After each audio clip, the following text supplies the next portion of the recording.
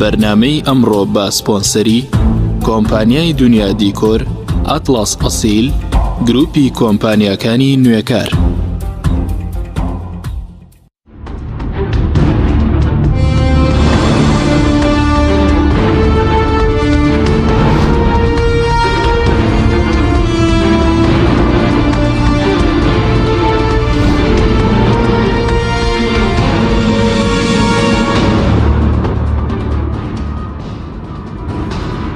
بەناوی خی گەورە سڵاوتان لێبێت بەڕێزان. پارەی گەرمی جوتیارانی هەرێم بۆ تا قوربانی ململانەی سیاسەکانی نێوان دەسەڵاتدارانی هەرێم و عێراق. بۆ چارەسەرکردنی کێشەی پارەی گەرمی جوتیارانیش شاندێکی جوتیارانی هەرێم سەردانی بەغدادیان کرد و لەگەڵ سەرۆکۆماری عێراق و عەلی سیستانی مەرجعی باڵای شیعەکان کۆبوونەوە. بۆ تاوتوێکردنی ئەم پرسە لە ستۆدیۆ میوانداری بەڕێز دکتۆر ئەمین بەکر ئەندامی پەرلەمانی عێراق، هەروە لە هەولێریشەوە بەڕێز خەڵەف ئەحمەد ئەندامی لیژنەی کشتوکاڵ لە پەرلەمانی کوردستان، لە بەغدادیشەوە بەڕێز سامان حوسێن ئەندامی شاندی جوتیارانی هەرێم بۆ بەغداد تاوتوێی ئەم پرسە دەکەین. سەرەتا ڕاپۆرتێک دەبینین. شاندێکی جوتیارانی هەرێمی کوردستان بە مەبەستی چارەسەرکردنی کێشەی پارەی گەنمی جوتیاران لە بەغدان. شاندێکی جوتیارانی هەرێم کە پێک هاتوون لە 15 کەس لە یەکەم وێستگەی سەردانەکەیاندا. سەردانی عەلی سیستانی مەرجعی باڵای شیعەکانیان لە شاری نەجەف کرد و دواتریش لەگەڵ فواد مەعسووم سەرۆکۆماری عێراق لە بەغدا کۆبوونەوە. سامان حوسێن ئەندامی شاندەکە بە پەیامی ڕاگەیاند ئامانجی سەردانەکان فشار دروستکردنە لەسەر حکوومەتی عێراق بە مەبەستی خەرجکردنی پارەی گەنمی جوتیارانی هەرێم لە ساڵی 2014 تاوەکو 2018. ئەو جوتیارە ئاماژەی بۆوە کرد لە کۆبوونەوەیان لەگەڵ عەلی سیستانی بەڵێنی پێداون کێشەکەیان بۆ چارەسەر بکات. لە ماوەی ساڵانی ڕابردوو چەندین جار بەرپرسانی بەغدا بەڵێنیان داوە شایستە دارایەکانی گەنمی جوتیاران خەرج دەکەن. حیدەرئابادی سەرۆکوەزیرانی عێراق لە دوایین کۆبوونەوەی لەگەڵ فراکسیۆنە کوردیەکان لە سەرەتای ئەم مانگا بەڵێنیدا کێشەی پارەی گەنمی جوتیاران چارەسەر بکات، بەڵام تاوەکو ئێستا بەڵێنەکەی جێبەجێ نەکردووە. وێنەر و بەرپرسانی کوردیش لە بەغدا نەیانتوانیوە فشاری جددی دروست بکەن لەسەر حکوومەتی عێراق بە مەبەستی چارەسەرکردنی پارەی گەنمی جوتیارانی هەرێم و هەوڵەکانیان بێ ئەنجام بووە. بەشێکی زۆر لە جوتیارانی هەرێم پارەی گەنمیان لە 2014 تا 2018 بۆ خەرج نەکراوە. ئەمەش نیگەرانی لێکەوتۆتەوە و ئەگەر کێشەکەت چارەسەر نەکرێت دەبێتە هۆی کەمبوونەوەی ڕێژەی چاندنی دانەوێڵە لە هەرێمی کوردستان.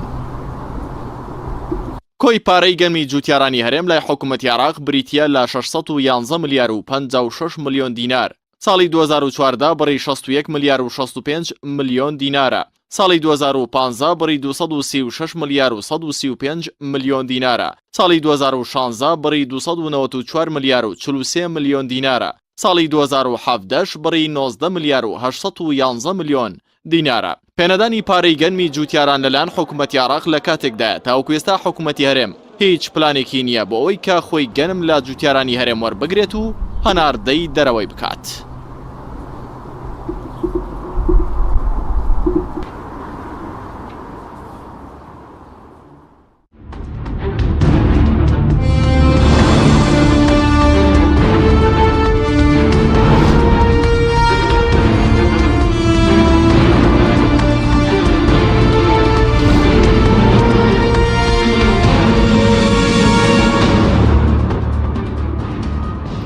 جارێکی تر سڵاوتان دەبێت بەڕێزان. سوپاس بۆ میوانەکانمان. ئەگەر سەرەتا بچینە لای کاک سامان حوسێن ئەندامی شاندی جوتیارانی هەرێم کە لە بەغدادەوە لەگەڵمانە. کاک سامان، سوپاس بۆ بەشداریت لە بەرنامەکەماندا. ئامانجی سەردانەکەی ئێوە و جوتیارانی هەرێم بۆ شاری بەغدا و نەجەف چی بوو؟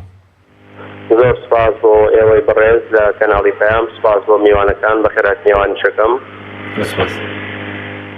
ئێمە بە نوێنەراتی جوتیارانی هەرێمی کوردستان کۆمەڵێک لە جوتیارانی شارە زۆر بە تایبەتی هەڵساین بەڕێکەوتین بۆ نەجەفی پیرۆز بۆ بینین و سەردانکردنی بەڕێز عەلی سیستانی سەبارەت بە داواکردنی مافەڕاوەکانی جوتیارانی هەرێمی کوردستان بەگشتی و سلێمانی بە تایبەتی. لەمیانە سەردانی ئێمە بۆ لای بەڕێز سەید عەلی سیستانی بەڕێز و حرمەتێکی زۆرەوە پێشوازی لێکردین و بەڵێنی چارەسەرکردنی کێشەکانی پێداین لە ماوەیەکی دیاریکراوە و کە جوتیاری عێراق هەموو زوڵمی لێکراوە، بە تایبەتی جوتیارانی کوردستانی زوڵمەکەیان زیاترە. ئەم حەقی ئێمە لە لای جوتیارانی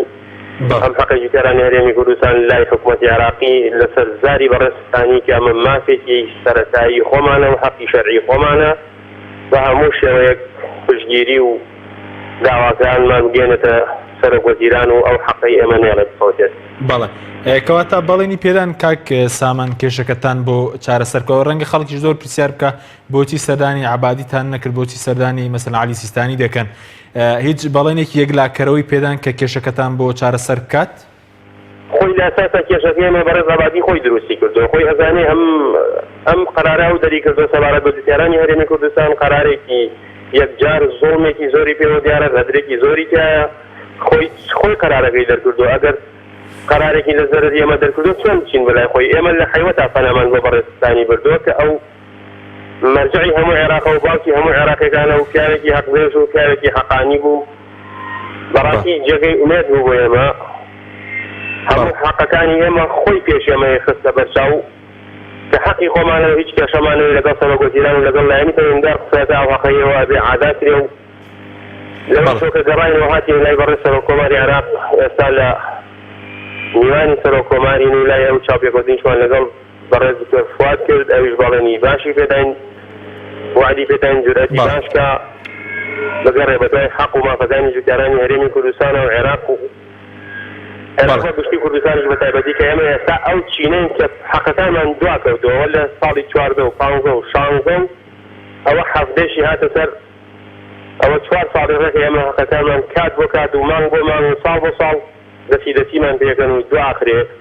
کارمان نەماوە هەموو هەوڵێکی خۆمان مەقسەد دەگەڕ کە ئەم قەرارە دەری کردووە دکتۆر عەبادی ئێمە قبوڵی نەکەین قابلی قبوڵ نیە ئەم چەکە بە هەموومان ڕەتەکەینەوە هەموو جوتیارانی کوردستان ئەم نیوە وەرناگرین ئەگەر ئەم نیوە وەرگرین داوا لە لایەنە پەیوەندیدارەکانی هەرێمی کوردستانی چەکەین بە جورئەتەوە بێنە سەرخەت کە ئەم نیوە وەرنەگرن چونکە ئەم نیوە ئەگەر ڕازی بن ئەمە دیانانە بەم قەرارەتە زتی جوتیارانی هەرێمی کوردستانە و زەرەر لە کاک بە تاکی جوتیارانی کوردستانەدا داوا لە لایەنی هەرێمی کوردستانی چەکەن بە تایبەتی میوانە بەڕێزەکانی جورئەتی باشکەن کە ئەو وەزارەتەی کە پەیوەندی بە ئیمزاکردنی ئەم چەکەی ئێمە هەیە ئیمزای نەکەن ڕەتی بکەنە قبوڵمان نییە نامانێ ئەمە حەقی خۆمانە زوڵمان لێکەن قابلی قبوڵ نیە ئێمە بە هەموو شتێک هەر ئۆکەی بێن و بڵێن باشە ئەگەر بەمانەش هەر ئەنجامی نەبوو ئەو کاتاوە مەسلیکی قەزا هەیە لە بەغدا لەو کاتە داوا قەیدەکەین و داوای حەقی خۆمانەکەین و هەموو جوتیاران ئامادەین بچینە بەغا داوای حەقی خۆمان بکەین و داوا قەیدکەین و بەڵێ کاک سامان ڕەنگە خەڵک چاوەڕێ و لە کۆمنۆکەتان لەگەڵ عەلی سیستانی هیچ بەڵێنێکیدا بۆ نمونە لە وادەیەکی نزیکدا لەگەڵ عەبادی قسە بکا بۆی کە پارەی گەرمی جوتیارانتان بۆ سەر بکرێن و نسخەی عەریزە و پێشنیارەکەی لەگەڵداوینێتەوە ژمارەی تەلەفۆنەکانی لەسەندوین کە جوابمان باتەوە لە ئایندەیەکی نزیکە بەبێ تەلەفۆن و دیمەڕۆن هەتا من ئاگادارتانەکەمەوە ئەمە حەقە منیش لە حەنای حەق هەموو هاوڵاتیەکی عێراق هاوڵاتی سلێمانی و ئەربیل و نەجەف و بەسرە هەڵەبجە بۆ من نێتە هاوڵاتیە بەغدا بۆ من نێتە هاوڵاتیە ئینشاءالله قابلی قبوڵ نیە ناوەڵەوە زۆمە لە جوتیارانی هەرێمی کوردستانی پێشنکەم هەرێمی کوردستانیش بەشێکە لە عێراق جوتیاری پارێزگای سلێمانی جوتیاری بەسرەیەکی بەسرەی سلێمانیە هی نەجەفی هەڵەبجەی بەڵێ کاک سامان بەڵێ بەنیازن لەگەڵ عەبادی کۆبوونەوە ئەنجامدەن وەکو جوتیارانی هەرێم بەڕێز عەبادی ئێستا لە دەرەوەی وڵاتە ئاگادار نیم کە یەگەڕێتەوە بەڵێ باز لەوە دەکرێت گەڕاوەتەوە عێراق بەنیازن لەگەڵ دابنیشن وەزارەتی تیجارە بەیانی قسە بکەین ئەگەر چاوەڕێی تەلەفۆنێکی نەگەر بەوان حاصڵ بێ لەوانەیە بەیانی لەگەڵ وەزارەتی تیجاری عێراقشە کۆبوونەوەیەکمان بێ و قسەی خۆمان بێ و ئەوانیش ببینین لە نزیک و ئەگەر دەرفەت بێ و کاتەکەمان بۆ دیاری کرێت بەڵێ دوا پرسیارم ئێوە گەرم بەڵێنەتان بۆ جێبەجێ نەکرا کامڕۆ پێتان دراوە دوجار باستان لەوە کە بەنیازی تۆمارکردنی سکاڵان لە دادگای فیدراڵی بەڵێ لەوانەیە دادگای فیدراڵی بۆ ئێمە نەبێ بە پێی یاسا چونکە پرسیارمان کردووە لە کۆمەڵەیەک مەحامی و یاساناس دادگای فیدراڵی ئەوە بۆ کەسێکە شکاتیا کە ئیشەکەی لە چوارچێوەی دەستوورا بێ ئیشەکەی ئێمە دەستووری نیە ئیشەکەی ئێمە لەوانەیە پێویستی بە مجلیسی قەزاوە بزانین لێەوە داوا قەیدکەین بەڵام لە حەقی خۆمان خۆش ناوین داوا قەید دەکەین لە هەر شوێنێکی ئەم کوردستانە بێ ئەم عێراقە بێ بە تایبەتی لە عێراق ئێمە سکاڵاگەین لە دژی ئەو کەسێکی ئەم بڕیارەی دژی جوتیارانی هەرێمی کوردستان داوە حەیدەر عەبادیە وەزارەتی تیجاری هەر کەسێکەیە و ئێمە کێشەمان نیە داوای خۆمان قەید دەکەین و لە حەقی خۆمان خۆش ناوین ئەمیش دووبارە هاتەمەوە داوا لەو نێنەرانەی هەرێمەکەمەوە میوانانەیش جەخت لەسەرەوە بکەنەوە کە ئەو چەکە بە نیێناچەڵ بە ناوی هەرێمی کوردستانەوە ئیمزا نەکەن و وەری نەگرن نامانەوێت 4 ساڵە ئێمە چاوەڕێن 4 تریش چاوەڕێکن تا ئەم حکومەتەوە گۆڕێ و ئەم سەرۆک وەزیرانەیە گۆڕێ ئەم حەقەمان بانەکۆتێ وەری ناگرین لەبەرەوە هەموو کێشەیەک لە بەردەستی جوتیارانی هەرێمی کوردستانە بە کڕیار و بە فرۆشیار و بە فەلاحەوە کراوەیە. کۆمەڵێک جوتیار هەیە ڕستەکەی بە تاجرە بەڕێزەکان فرۆشتەوە. تاجرە بەڕێزەکان لەیرە پارەکە وەرنەگرێ لەوانەیە تووشی کێشەی کۆمەڵایەتی و ڕووداوی نەخوازرا و شەڕ و بشێوی زۆر لەرا و ناوچەکە بەتایبەتی شارە زۆر بێت. بەڵێ زۆر سپاس بۆ بەڕێز سامان حسێن ئەندامی شانی جوتیارانەی بۆ بەغداد کە لە ڕێگەی تەلەفۆنەوە لە بەغدادەوە لەگەڵمان بووی. زۆر سپاس بۆ بەڕێستان. کاک دکتۆرەگە بێمە لای بەڕێز سەبارەت بە سەردانی ئەم جوتیاران بۆ بەغداد بۆ چارەسەرکردنی کێشەکان پێ دوایە و بەڵێنێک کە سیستانی پێداون کاریگەری دەبێت بۆ نمونە ئەو توانای هەیە کە بتوانێت ئەم کێشیان بۆ چارەسەر بکات جوتیارە؟ من دەستخۆشیان لێکم لەو جوتیارانە. پێشترێمە من و کاک ئەحمەد حاجی ڕەشید قەرارێکماندا کە ئەگەر ئەوان نێن خۆمان بچین بۆ لای سیستانی، چونکە ئێمە هەموو ڕێگایەکمان لە بەرامبەر لەگەڵ حەیدەر عیبادی تا حکوومەتەکەی تاقی کردەوە بەڕاستی. تەنها هەر لە پەرلەمانی عێراقیە ئێمە تا ئەم دەقەیە ئەوەی کە من واژوم کۆ کردوەوە یا برادەرەکانی کە ئیشان لەسەر کردووە 3 جار بڕیارمان دەرکردووە بە پەرلەمان بۆ ئەوەی ئیجباری حکوومەت بکات کە پارەی جوتیارانی هەرێمی کوردستان بە هەموو جارێ بە بیانوویەک ئەمە تاخیرەکرێت. طبعاً بەشێک لە بیانوەکانی یعنی ناڵم هەمووی ناخە، بەڵام گرنگەوەی 2000 کاتە بیانوو و 2000 ئەوای حکوومەتی ئیتحادی خەرجی بکردا، چونکە 2000 ئەوەی کە زەرەرەکە جوتیارە. دێر ئەگەر بڵێن ئێمە 3 جار قەرارمان دەرکردووە بە پەرلەمانی عێراقی بەوەی کە فشار لە حکوومەتی عێراقی بکە و ئیلزامیمان کردووە بەوەی کە تەندردووە پەرلەمانی عێراق 3 جار پەرلەمان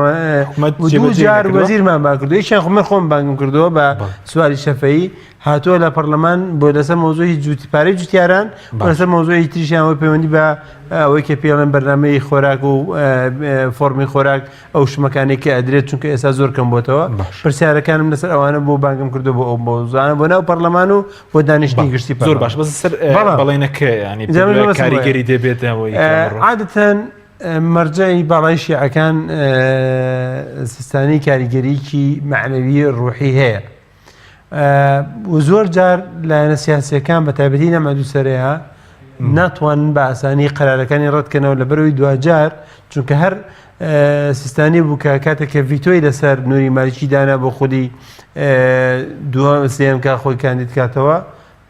ڕێگەی پێنەداوە کە ڕێگەشی پێنەدا ئەو بوو مەزال بۆ حەیدەر عیبادی خۆش بوو. بۆی پێم وایە حەیدەر عیبادی ئەمە بەرچاوەگرێت، بەڵام لە هەمان کاتا بەداخەوەیان هێستەکەم زۆر جاریش توانای خۆزیینەوەی حەیدەر عیبادی زیاد لە ڕادەیە، ینی ئەتوانێت هەندێک جار خۆ بزێتەوە لەو وعدانەی کە دەشیدا، چونکە ئێمە پێش ماوەیەک 2 جار کۆبوونەوەمان کرد لەگەڵ حەیدەر عیبادی لەسەر مۆزوعی بودجە و مۆزوعی پارەی جوتیاران. لە هەردوو دانیشتنەکەیە ئێمە تقریبان 13 کەس قسەمان کرد، نزیکەی 5 کەسمان لەسەر مۆزوعی پارەی جوتیاران بە جدی پرسیارمان ئاڕاستە کرد کە بۆ ئەم پارەیە تا ئێستا تاخیر بووە. وەڵامی ئەوە بوو کە ئەو گەرمەی کە لە هەرێمی کوردستانە دراوە بە تەسلیم کراوە زیاترە لەوەی کە لە بودجەیە دیاری کراوە. تەمان ئەمە ڕاستێکی تایە بێ ئەمە بڵێن، چونکە بەڵام دوجار گوناحی جوتیار نییە کە گەرمەکەی لێوەرگیراوە. یعنی ئەوە دوو شت هەیە، هەڵەیەکەیە لە حکوومەتی هەرێمی کوردستانەوە یاخۆت بڵێم گەندەڵەیەکەیە لە هەرێمی کوردستانەوە. گەندەڵێکە چیە بڵێ؟ گەندەڵێکە بریتە لەوەی کە هەرێمی کوردستان بۆ نمونە لە یاسای بودجەیەوەی دیاری کراوە ئەبێ ئەو پارێکە بۆی تەرخانەکرێت سا حەڤەی پارەی گەرمی جوتیارانی تەرخانکراوی بۆ کڕینەوەی پارەی گەرمی جوتیارانی عێراقا. ئەم هاتووە ئەو گەنمەی کە هەبووە داوێتێ ئەگەر ئیتریشی هێنابێ تەسەوەر دەکەم هێناوێتی، ئەمە من لە قەناتی عەرەبیای جەمە منەوتۆ، بەڵام لێرە دوجار برینەکانمان گەیشتۆتە سەر ئێسقان ئەبێدان بۆیان بنین. بۆ نمونە لە هەرێمی کوردستاندا من چت پێڵم لەمای لە ساڵی 2014دا 742,000 تەن ینی گەنم تەقدیم کراوە، بەڵام لە 2015 بۆتە 912، لە 2016 885,000 تەن، لە 2007 کە عێراق زەختی کرد لە هەرێمی کوردستان بۆتە 329، یعنی تقریبان 1/3 کەمی کردوێتەوە، لە 3 بەشدا ڕزیەوە بۆ 1 بەش، کەواتە 2/3 کەمی کردوێتەوە. ئەمە مانای وایە شتێکە بۆ لە پشتیەوە. ئێمە شتێکی تریشمان کرد ئەم فترەی پێشووتر لەگەڵ کاک محمود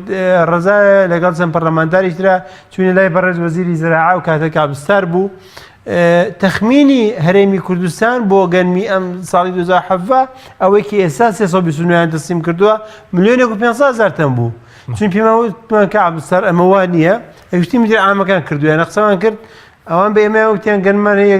بە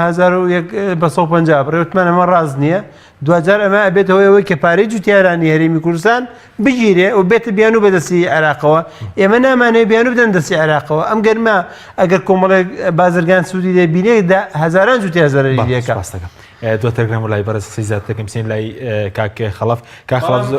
یەک شتێ بڵێم بەس ئەمە مانای ئەوە نییە کە ئێمە ئەو پارەی گەرمی ئەو گەرمی کە جوتیاران داوێنە چاوپۆشی لێ بکەین چونکە دوجار جوتیار زەرەرەکە ئەبێت جوتیارەکان پارەی خۆیان وەرگرن. سپاس دەکەم کاک خەڵەف سوپاس بۆ بەشداری بەڕێزتان بوو برە درەنگ کاتینە لای بەڕێستان سەبارەت بە کێشەی پارەی گەرمی جوتیاران هۆکاری چیە کە ئەم کێشەیە لە نێوان هەرێم و بەغداد یەکلا نابێتەوە و چارەسەرێکی بۆ نادۆزرێتەوە. بەڵێ بەناوی خوای گەورە سڵاو لە بەڕێست و هەردوو میوانی بەڕێز و سەرجەم بینەران لە ڕاستیە هیچ نییە جگە لە زوڵمکردن لە هەرێمی کوردستان هیچ نییە جگە لە ستەمکردن لە خەڵکێکی فەقیر و هەژاری هەرێمی کوردستان هیچ نییە جگە لە شۆڤێنیەت و جگە لە ڕەگەزپەرستی ئەو خەڵکانی کە لە پشت ئەم بڕیارانەوەن لە بەغا ئەگەر نا ئەو مەسەلەی تەزویر و ئەوانە ئەسڵ و ئەساسی نییە کاتی خۆی هەر قسە 1-2 پەرلەمانتار بوو ئەوان کردویانە بە بەڵگە و ئێستا و قراریان پێ دەرکردووە گەرنا هەموو ئەو مۆزەفانەی کە گەنمی تەزویر و غەیری تەزویر جیا کاتەوە عەرەب بوون لە بەسرە و فاوە بۆ زاخۆ هەمووی مۆزەفەکانی سەر سایلۆ بنکان عەرەب بوون دواتر لیژنەی مختصی وەزارەتی تیجارە هاتۆ بۆ ڕاستی و دروستی ئەو مەسەلەی تەزویر و ناتەزویرە بۆیان دەرکەوت کە هەموو گەنمەکان گەنمی ناوخۆییەوە هیچی گەنمی دەرەوەیتیانە هەندێک حاڵەت هەبووە کۆنتترۆل کراو نێڵراوە تەسلیم بکرێ لەبەرەوە ئەوانە ئەسڵ و ئەساسی نییە تەنها کێشە سیاسەکانی هەرێم و بەغایە تێکەڵ بە پارەی جوتیارانی هەرێمی کوردستان کراوە ئەیانەیە زوڵم بکەن عەبادی بۆ خۆی پیاوێکی شارەزایە لە مەجای ئابووری و پیاوێکی وردە و ئەزانێت چۆن قەرار ئەدا بە ئاسانی قەرار لە بەردەستی عەبادی تێ ناپەڕێ و ئەبوای عەبادی لەسەر مەسەلەی پارەی گەرمی جوتیاران بانگشتی پەرلەمان بکرایە و لێپرسینەوەی لەسەر بکرایە چونکە ئەمە نزیکەی 600 ملیار دینارە کەم نییە بۆ هەرێمی کوردستان بە چه حەقێت پارەی 2014 و 2018 نەدراوە بە چه حەقە پارەی 2015 و 16 و 17 تاکو ئێستا نەدراوە لە کاتێکە ناوەڕاست و جنوبی عێراق هەمووی تەواو بووە لەبەرەوە ئەمە هیچ نییە جگە لە زوڵمکردن و هیچ نییە جگە لە خلافاتی بینی هەرێم و بەغا هیچ یان هیچ بەڵگەیەک نەبووە چونکە ئێستا عەبادی باز دەکرێت دوایین کۆبوونەوەی لەگەڵ پەرلەمانتارە کوردەکان باسی لەوە کردووە کە گەنمی دیکە گەنمی وڵاتانی تر تێکەڵ بە گەنمی هەرێمی کوردستان کراوە هیچ بەڵگەیەک نییە لەسەر مەسەلەیە بۆیە بۆتەوە کاریەوەی کە پارەی گەنمی جوتیارانیش یەک بەڵگەیان لە بەردەست نییە جگە لە قسەی هەندێک برادر کە لە کۆتایی 2015 و 16 هەنێ قسەیان لەو بابەتە کرد ئەگەرنا ئەو مۆزەفانەی کە گەرمی دەرەجە 1 دەرەجە 2 دەرەجە 3 جیاکاتەوە مۆزەفی وەزارەتی تیجارە عێراقن هەموو ساڵ لە بەغاوە دێن بۆ ئێرە و ئەم مۆزەفانە گەرمی تازە و کۆن لە یەک جیاکەنەوە ئەمانە خەڵکی مختصن مختەبەرن دەوریان بینیوە دێنە ئەوێ دواتر لیژنە هاتووە گەنمەکەی هەرێمی کوردستان بەراورد بە گەنمی ناوەڕاست و جنوبی عێراق بۆ ئەوەی کە ئەکرێ بە ئارد لە باشترین گەنم بووە چکە و گەنمێکە لە دەرەوە دێ گەنمی کۆنە خۆ گەنمی تازە نییە گەنمێک بە 250-300 دلار بێتە ناو هەرێمی کوردستان گەنمی رووسایە هی تورکایە گەنمی ساڵانی کۆنی خۆیانە ئەیفرۆشنەوە لەبەرەوە گەنمی باش نایەتە ناو بە هەرێمی کوردستان و ناو عێراقیشە ئەوە 1-2 ئەم بابەتە کۆنە خۆ لە ڕابردوو سەر کۆمار ئێمە چوینە لای وەک لیژنەی کشت و کاڵی پەرلەمانی کوردستان وتی لەگەڵ عەبادی قسەکەم دواتر جوابی لێ گێڕاینەوە وتی پێم وتووە ئەو قاچاقچی تۆ باسیەکەی لە هەرێمی کوردستان هەیە ئایا لە سنوورەکانی ناوەڕاست و جنوبی عێراق ئەو قاچاقچیە نییە ئەو گەرمەی داخڵ کردبێ لەبەرەوە ئەمە تەنها بیانووە و تەنها هەنجە دۆزینەوەی بۆی ئەو پارەی خەرج نەکریا گینا ئەسڵ و ئەساسی نییە ئێمە لە هەفتەی ڕابردوو ڕۆژی سێشەممە و ڕۆژی پێنجشەممە سێشەممە لەگەڵ قونسڵخانەی ئەمریکا دانیشتین هەموو بەڵگەکانی پەیوەست بە ئەوەی کە ئەم گەنمە گەنمی مەحەلیە ئەو عەقدەی کە لە بینی جوتیار و وەزارەتی تیجاری عێراق هەیە خستومانتە بەردەستیان دۆکومنتی تەواومان خستۆتە بەردەستیان هەم لەگەڵ UN و هەم لەگەڵ ئەمریکا قونسڵخانەی ئەمریکا و هەم پێنجشەمەش لەگەڵ UN خستومانتە بەردەستیان ئەوانیش لەسەر خەتە بن لەگەڵ ئەو هەوڵانی کە جوتیارەکان ئێستا چوون بۆ نەجەف و بۆ بەغا بۆ ئومێدەی بتوانین لە ئایندەیەکی نزیکە ئەم کێشەیە چارەسەر ببێ. بەڵ سوپاس دەکەم دواتر ڕێم و لای بەڕێز کاکتور سەبارەت بۆی کە خەڵک بازۆرەکەی هیچ بەڵگەیەک نییە سەبارەت بۆی کە بۆ نە بازۆکانی بەرپرس لە پشت گەندەڵین لە دووسی گەنمەوەی گەنمی دەرویان تێکەڵ بە گەنمی جوتیارانی هەرێم کردبێت. وڵی با من یەکەم چاوپۆشی نەکەین لە هەڵەکان ڕاستی ئەمە بۆ فەزای کوردی و پێویستە جوتیاران ئەمە بزانن و باڵی ئەم شکستە لە ئەستۆی حکوومەتی هەرێمە و ئەو فەساد و هیوادارم هیچ کەسێک بەرگری لەو فەساد و گەندەڵێنەکە کە هەرێمایە من حەزەکەم بەڵگە هەیە لەسەر ئەو گەندەڵی لە دووسی ئەگەر بەڵگە نەبێت ناتوان یەکەم شت حکوومەتی هەرێم کەم تەرخەمەکانی لەچیە بۆ نمونە ئەو بۆی دیاری کراوە سا حەڤە لە ناو یاسای بوزەیە ئەگەر بودجەکەی بخوێنێتەوە سا حەڤەی گەرمەکەی لێوەرەگیرێت لە سا حەڤەی پارێ عراقی ئەبێ بە قیاسی ئەمە بە جوتیاران بڵێت گەرمەکە تەستیم بکەن باقیەکەی پارەمان ناتێ ئەنیان بێ خۆی ئەمەی ئاگای لێ بێگەر تۆ خەبیرێکی بوزەت هەیە لە هەرێمی کوردستاندا ئەزانی کە ئەم بوزەیە تۆ لە سا حەڤەت بۆ تەرخان کراوە لەم پارەیە دانراوە لەنەوە یاسای بودجەکەیە تۆ کە گەنمی زیاتری بیتێ ئەو پارەی بۆ تەرخانکراوی نییە بداتێ ئەمە چۆنمان چارەسەر کرد من ئیزافەی فەقەرێکم کرد 2014 ئەمەیان هێنایەوە و 15 ئەمەیان هێنایەوە پارەیان نادا 14 و 15 لە بوزەی 2016 فەقەرەیەکم ینی پێشنیارکەم بۆ لیژنەی دارایی و کاک ئەحمەد و برادرانی تری لیژنەی دارایی هینەکان ئیزافە کرد بۆ ناو یاساکە ئەویش ئەوە بوو کە صلاحیت بدرێ بە حکوومەت ئیلزام بکرێ حکوومەتی عراقی کە پارێ بۆ گەرمی 2014 و 15 خرجکە ئەمە لە 2016 دانا ئی هەرێمی کوردستان بەڵام ئەوانیش تەمەنێتیان پاک نییە من ناڵێمەوان ئەوانیش دەیانەوێت کەمترین پارە خەرجکەن بە تایبەتی جاری وا بۆ پێمانەوتن چوون چەند جارە چوون بۆ لای حەیدەر عیبادی و حەیدەر عیبادیمان بانگیش کرد بۆ پەرلەمان بۆ قەزەیە لێپرسینەوەتان لەگەڵ لێپرسینەوە نا چونکە لێپرسینەوە واتە ئیستیجواب بەڵام بۆ نەتان کردووی سەیری کە ناتوانانی ئیستیجواب بکەیت لەبەرچی ناتوانی لەبەرەوەی کە تۆ ئیستیجواب بکەی ئیستیجواب پێویستی بە دەنگدانە ئەو کاتە ئەم قەزەیە کە دەبێتە قەزەیەکی قەومی تا حەیدەر عیبادی ئەکەم بە بەتەڵی قەومی عەرەبی منیش لەم لاوەمە هین دەرسم چونکە من ژمارەم 65 کەسە 62 کەسە لەم ئەم 62 کەسە باکەمەکانەوە کەمنتەوەکانەوە ئەبینە 65 کەس ئەوانی تر زۆرینەن باشە لێرە من نابێ حەیدەر عیبادی بکەمە باڵەوان ئەمە جانبێکی سیاسیە بەڵام من ئەمەوێت کەم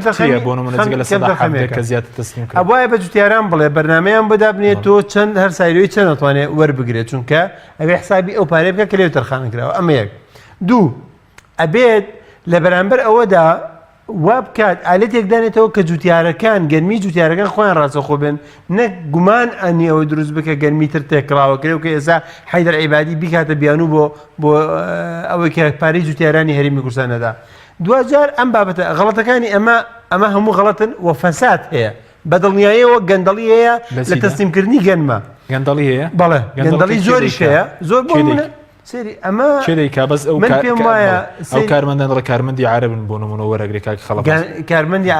کارمەندی عربیش من شتێکم لایە کارمەندی عربە پێی وتوویەتی من 3 دەفتەر دۆلارم داوە تاکۆ ئەوەدەی کە بێم بۆ ئەم شوێنە ئیشکەم کەواتە دیارە شتێکی لێرە توانی ومانە گەندەڵکە بەرپرسی باڵی لە پشتە بۆی ڕوون بێ لای خەڵک من بە تایبەتی من هەستەکەم با هەندێک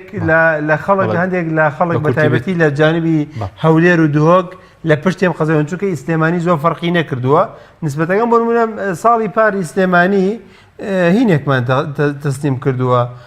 هەموو گەنمی ساڵی پار 329,000 تەن بۆ کە حەیدەر عیبادی فەرزی کرد کە ئەبێ لەوە زیاتر وەرناگرم کەچی هین ساڵی 2015 912,000 تەن بووە کەواتە فەرقێکی زۆر هەیە بۆ یەک لەسەر دوو لەسەر سێ کەم دەکا کەواتە شتێکەیە خۆ ئایا فەرقی بارانبارین فەرقی چی فەرقی کردووە بۆ ڕێژەیەدا بەزی بابەتێکی ترمان هەیە ئەوشەوەیە ئێمە لەسا غەڵەتەکانی حەیدەر عیبادی چین بەڵاگەر دواتر ناوبڕێکمان دەگەرم وڵای بەڕێزت بەڵێ مینەرانی بەڕێز ناوبڕێک و دەگەڕین وڵاتە لەگەڵمان مێنە تۆپ ئارت تاکە بریکاری تۆڕی میدیایی کۆمەڵ بۆ دروستکردن و بڵاوکردنەوەی ڕیکلام تۆپ ئارت گروپی کۆمپانیەکانی نوێکار بۆ جوانکاری بیناسازی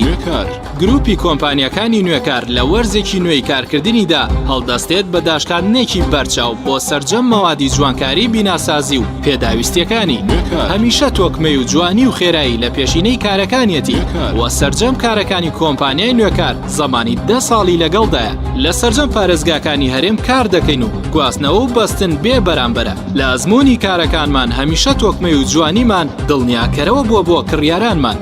ناونیشان کەلار شەقامی سەرەکی لیوا بازار بەرامبەر مزگەوتی تەقوا گروپی کۆمپانیەکانی نوێکار.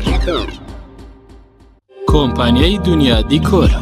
کۆمپانیای دنیا دیکۆر ئامادەیە بۆ دانانی دیکۆراتی ماڵ و شوێنە گشتی و حکومیەکان. کۆمپانیای دنیا دیکۆر هەڵدەستێت بە دروستکردن و دانانی کەوانتەر و ژووری نووسن و ئۆفیسی گەشت و گوزار و جبسم بۆردی مەغریبی و کاغەزی دیواری ئیتاڵی و تەختەی ئەرزی تورکی و ئەڵمانی و جیاکردنەوەی هۆڵ بە HDF و MDF و داری سروشتی. کۆمپانیای دنیا دیکۆر دنیایەک بۆ دیکۆراتەکانتان. ناونیشان سلێمانی فەرعی یەکەم شەقامی بازنەی مەلیک مەحموود بەرامبەر پارکی مەلیک مەحموود. فەرعی دووەم شەقامی بازنەی مەلیک مەحموود بەرامبەر سۆپەرمارکێتی ئاڵتون. فەرعی سێیەم ناوچەی پیشەسازی یەک بەرامبەر تاقیگەی بیناسازی. کۆمپانیای دنیا دیکۆر. کۆمیلی نیشانی بەرزی کوالیتی و ڕەسەنایەتی لە بەرهەمهێنان. بەرهەمەکانی کۆمیلی شامپۆی قژی کۆمیلی بە پێکاتە تایبەتەکەی هۆکارە بۆ بژانەوە و بریقەدارکردن و بەهێزکردنی ڕێگەکانی قژ. جۆرەکانی شامپۆی قژ بۆ قژی ئاسایی و چەور و وشک و دژە کڕێش و قژی مخۆرکە بۆ یەکراو. جۆرەکانی کلینەکسی تەڕی کۆمیلی بۆ بەکارهێنانی ڕۆژانە، پاکەرەوەی لەش، پاکەرەوەی ماکیاژ کە توانایەکی بەهێزی هەیە لە لابردنی ماکیاژ و مادەی وەتەرپروفی ناو ماکیاژ بەبێ جێهێشتنی هیچ موادێکی زەیتی. شامپۆی خۆشتن و دەستشتنی کۆمیلی پێست بۆن خۆش و نەرمەکە. کرێمی دەست و دەموچاوی کۆمیلی لە 100% زەیتی زەیتونی سروشتی تیا بەکاراتوە. پێستە وشک و زبرەکانی دەست و قاچ نەرم و زیندووە کاتەوە. زۆرینەی بەرهەمەکانی کۆمیلی لە 100% زەیتی زەیتونی سروشتی تیا بەکاراتوە. گۆڵدن ئای بریکاری سەرەکی بەرهەمەکانی کۆمیلی. تۆپ ئارت تاکە بریکاری تۆڕی میدیایی کۆمەڵ بۆ دروستکردن و بڵاوکردنەوەی ڕیکلام. تۆپ ئارت.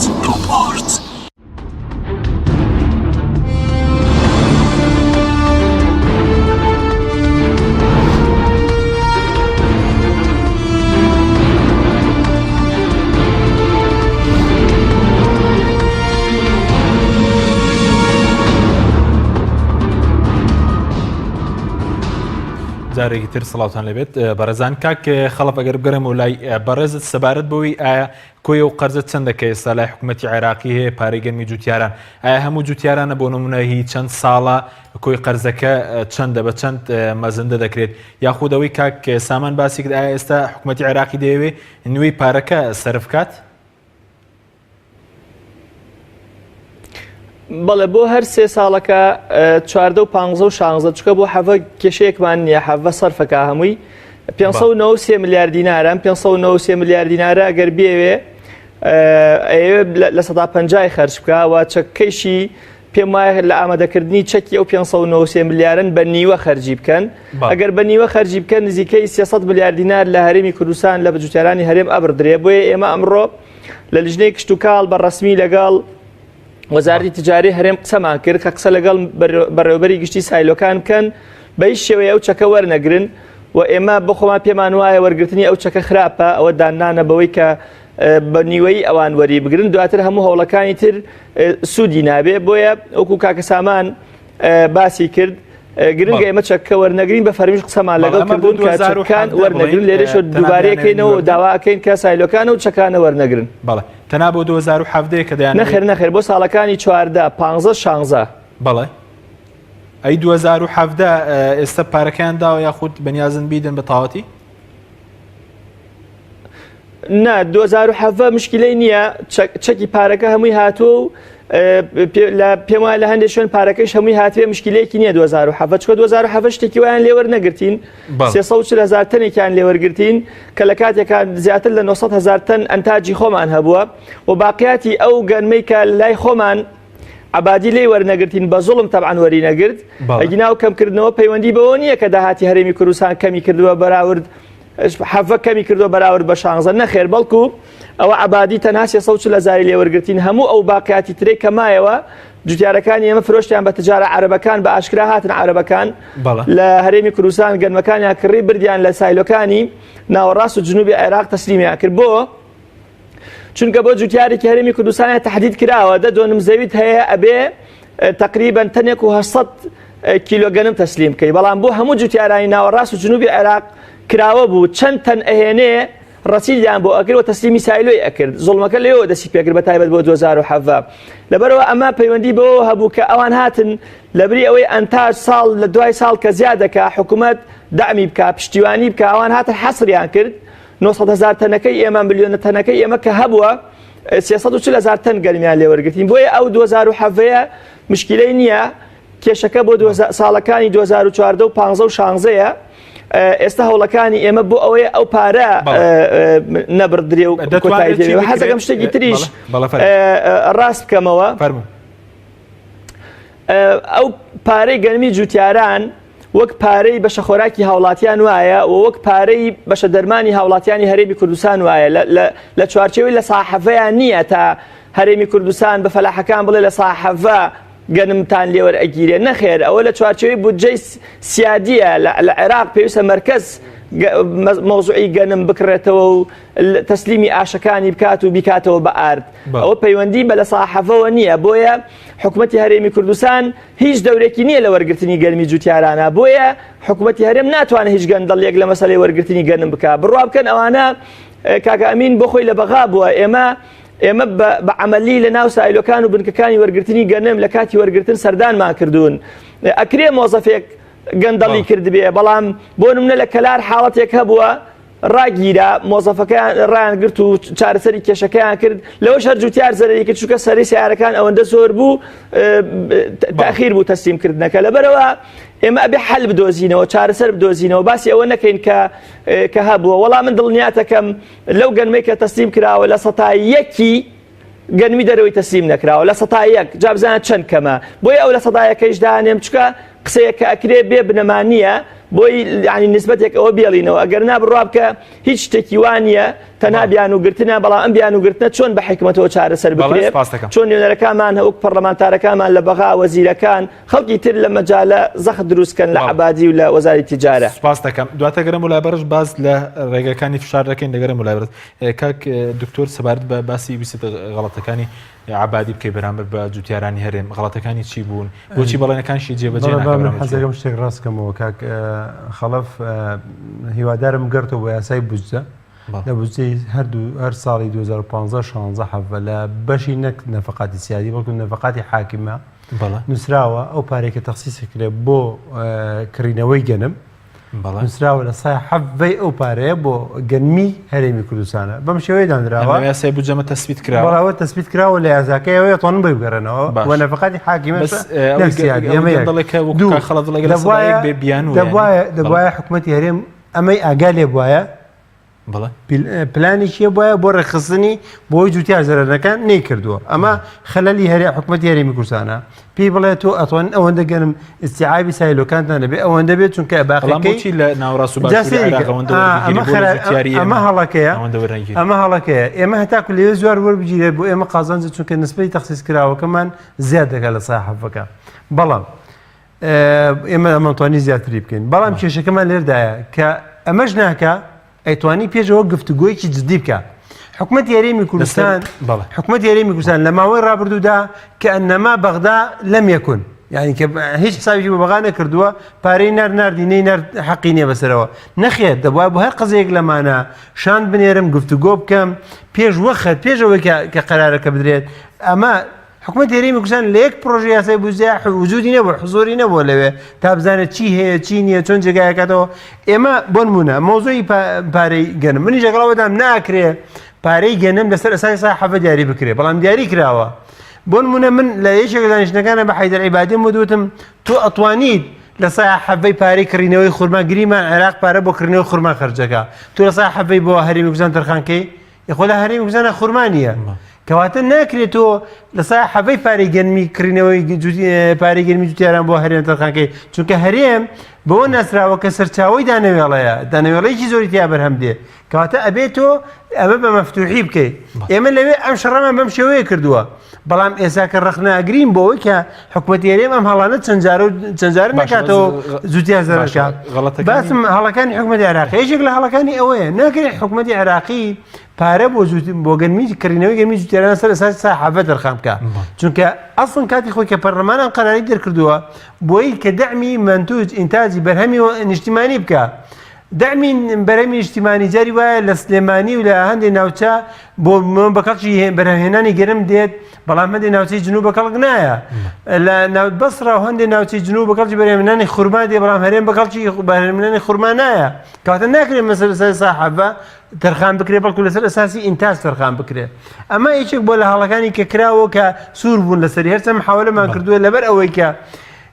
هەم بەرنامەی لێگەیشتن نەبووە هەم پەیوەندی دیبلۆماسی باش نەبووە بۆ چارەسەرکردنی ئەم کێشانە بەسۆکاری سەرنەکنی پارک لەیان بەغدا هۆکارێکی سیاسی نییە پەیوەندی بە داراییەوە هەیە بەڵێ هۆکاری داراییش و هۆکاری سیاسیشە هۆکاری دارایی یەکەی مبەڕیرە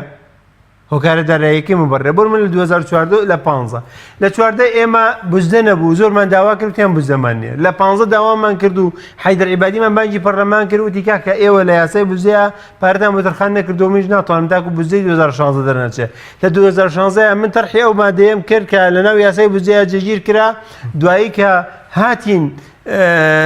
وتمان خەرجیکەن هەندێکیان خەرج کردووە تا ئێستا ئەو تاها ئەوەی کە خەرج دەکرێت تازەترین شتەوەیە بۆ 2016 بڕیاریاندا 7 ملیاری کە خەرج بکرێ بەڵام لەسەر ئەساسی سا 12 ئەوەی کە بدرێ بە جوتیاران بۆ 2017 گەرمەکە کەمە 20 ملیاری تقریبا 19.8 ملیاری ماوەتەوە کە بدرێەوە قەرارە بدرێ بەڵام ئەو پارەی کە لای بەغا ماوەتەوە تا ئێستا 651 ملیار دینارە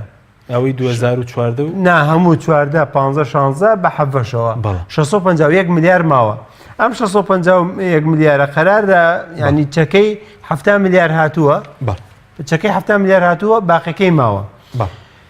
کێشەکەمان لە چیدایە ئێستا حیدەر عیبادی ئاخر قسەی بە ئێمە ئەوە بوو کە داوامان کردوون پارەی خەرجکە ئەڵێ من لە سەیە حەڤەی پارەی ئەوە پێی یاسای بودجە خەرجەکەم بۆ هەرێم ئەوەی زیاد بووە من لەسەر ئەساسی سەیری بازاڕی کردمەوە کە مەجموعی ئەومان لێکدایەوە لەم 651 ملیارە ئەگەر ئەم هەفتایەش بڕوە باقیەکەی کە دەمێنێتەوە هەفتەکە لێ بڕوە ئەمێنێتەوە 580 ملیار لەم 580 ملیارە حیدەر عیبادی 280 ملیار بۆ ئێمە خەرجەکە واتە ئێمە 300 ملیار دینار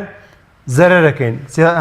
جوتیاری هەرێمی کوردستان واتە نیوەی پارەکەی زەرەرەکە سەرەوەی کە چ شارێک بکرێ بەوەی کە ئەمە هەڵبۆشێتەوە کاک خەڵەف ئەگەر بگرم وڵای بەڕێزت سەبارەت بە چارەسەر چیە یاخود حکوومەت هەرێمیش کەم تەرخەم نییە بۆچی چەندین ساڵە ناتوانێت مەسەلەن خۆی گەنم لە جوتیاران وەربگرێت خۆی هاوردەی بڵێن هەناردەی دەرەوەی بکات لە کاتێکە کە بازوکەی گەرمی هەرێمی کوردستان یەکێکە لە گەنمە باشەکان من لە ڕابردوو ئەگەر وتوێت من بودجەی سیادی بە هەڵا بە هەڵەی لەفزیە گنانە فقاتی حاکیمەیە بەڵام خۆەوە بۆ 14 لە ساحەفە دیاری نەکرا بۆ 15 دیاری نەکرا بۆ 16 دیاری نەکرا لە حەفە ئەوە دیاری کرا لە ساڵی 2007 مەبەسمە لەبەرەوە لە چوارچێوەی بودجەی حاکیمایە عێراق لێ مەسئولە هەر بۆیە حکوومەتی هەرێمیش قەناعەتی وا بوو ئیسفادە لەو پارەیە بکرێت کە مادەم مرکز لێ بەرپرسە عێراقەوە جێبەجێیەکە وەک چۆن شەئنەکانی تر شەئنی سیادیان هەیە گەنمی شەئنێکی سیادیە تقریبا هەموو عێراق بەیەکەوەیە و هەرێمی کوردستان لە دابینکردنی ئاسایشی خۆراک ئەوەی نەکرۆ بۆیە ئێمە دووسێ جار پێشنیارمان پێداون کە حکوومەتی هەرێمی کوردستان ئەتوانێت ئەو گەنمە بۆ خۆی لە جوتیارانی وەربگرێتەوە وەک چۆن عێراق و هەر بە قەرزەی بە ئەمیش بە قەرز وەری بگرێتەوە بەڵام یەک سنووردا بنێ بۆ ئەو ئاردەی کە لە دەرەوە دێ بە تایبەت لە تورکیاوە ماڭانە نزیکەی بۆ 30 بۆ 40 میلیۆن دلار ئێمە پارە ئەدەین بە ئارد ئەگەر بۆ نیوەش ئەمە کەم بکاتەوە ئەتوانێت گەنمەکەی خۆمانی ئەوەی کە عێراق ناتوانێت وەری بگرێت پێوەربگرین و تەحویلی ئاشەکانی بکات و بیخاتەوە بازار حکوومەت ئەگەر قازانجنەکە زەرریش ناکا پارەی بودجەی خۆشی نادا بە جوتیار ئەمە لە چوارچێوەی پرۆژەیەکە ئێمە تەسلیمی ئەنجومەنی وەزیرانمان کرد بەڵام بەداخەوە ئیشیان لەسەر نەکرد وە لە ڕابردوو خۆتان نەزانن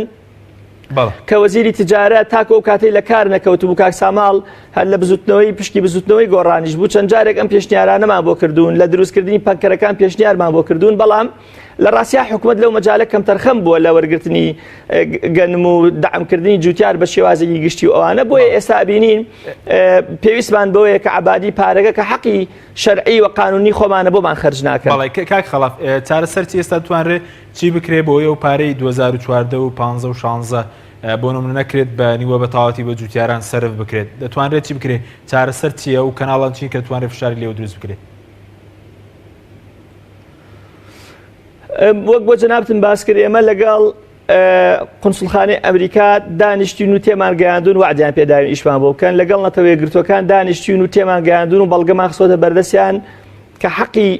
قانونی جوتیارانی هەرێمی کوردستانە وعدیان پێداوین ئیشی لەسەر بکەن ئەم چوونەی جوتیارەکان بۆ ئەوێ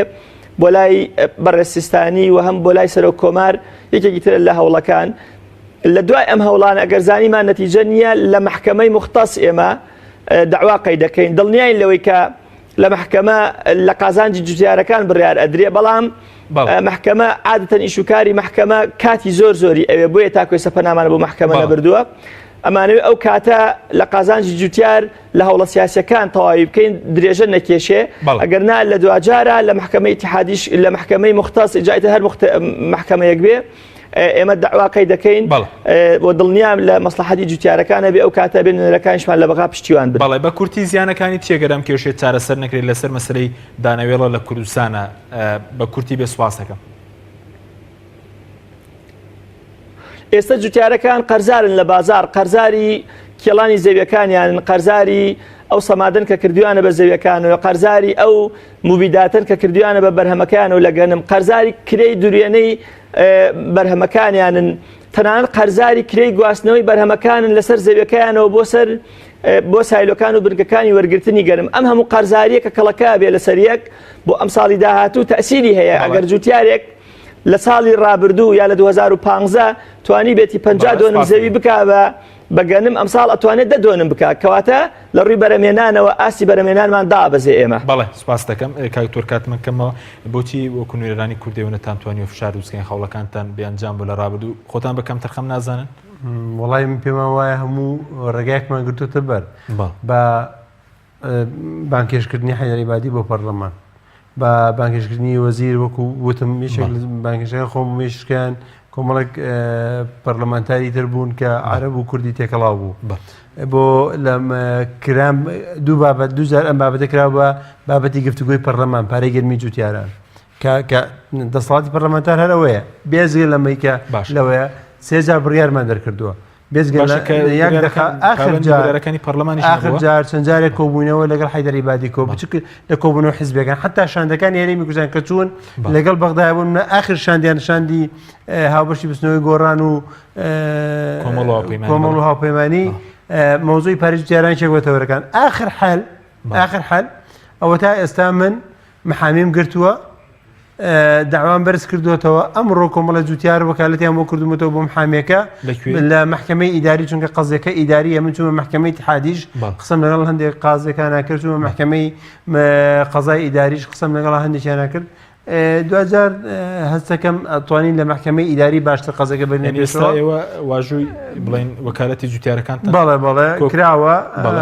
وەکالەتەکان ئەمڕۆ کراوە لە کام دادگای سکاڵات لە دادگای قەزای ئیداری لە بەغدا بەڵێ بەرهەمی دەبێت پێتان وایە وڵی تر ئێمە ڕێگایەکە گەرە قەراری حکوومەتی اتحادیەوەی کە دەری کردو بەوەی کە پارەی جوتیاران بەکەم بنێرێ